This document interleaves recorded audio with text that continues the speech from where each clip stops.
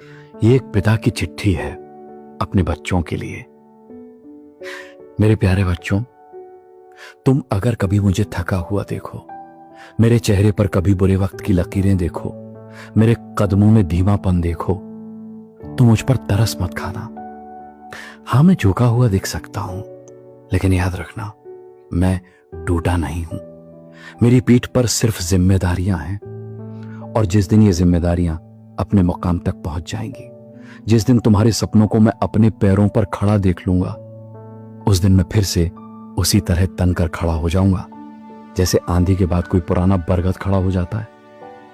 मेरे बच्चों, तुम्हें शायद कभी कभी लगे कि तुम्हारा पिता बहुत लड़ रहा है, बहुत थक गया है, बहुत अकेला है, लेकिन सच ये है कि मैं ये संघर्ष इसलिए नहीं कर रहा कि मुझे संघर्ष पसंद है। मैं संघर्ष इसलिए कर रहा हूं ताकि तुम्हें अपने सपनों की कीमत अपने बचपन से न चुकानी पड़े। मैं रातों को जागता हूं ताकि तुम्हारी नींद पूरी हो सके। मैं अपनी इच्छाएं टाल देता हूं ताकि तुम्हारी इच्छाएं अधूरी ना रहें। मैं अपने हिस्से की धूप सह लेता हूं ताकि तुम्हारे हिस्से में थोड़ी छांव बची रहे। इसलिए बस तुम मुझ पर तरस मत खाना, क्योंकि तरस इंसान पर तब खाया जाता है जब वो हार गया हो, और तुम्हारा पिता हारा नहीं है, वो सिर्फ लड़ रहा है। ये एक पिता की चिट्ठी है अपने बच्चों के लिए।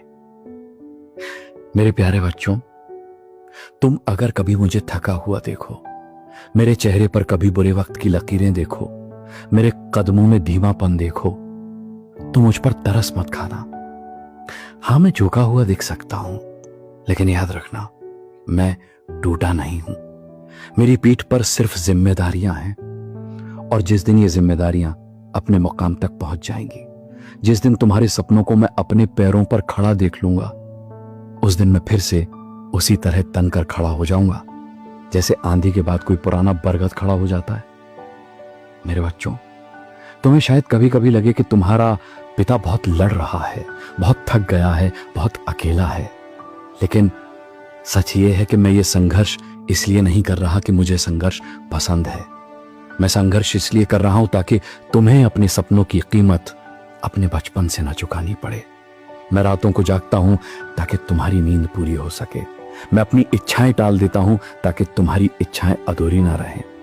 मैं अपने हिस्से की धूप सह लेता हूं ताकि तुम्हारे हिस्से में थोड़ी छांव बची रहे।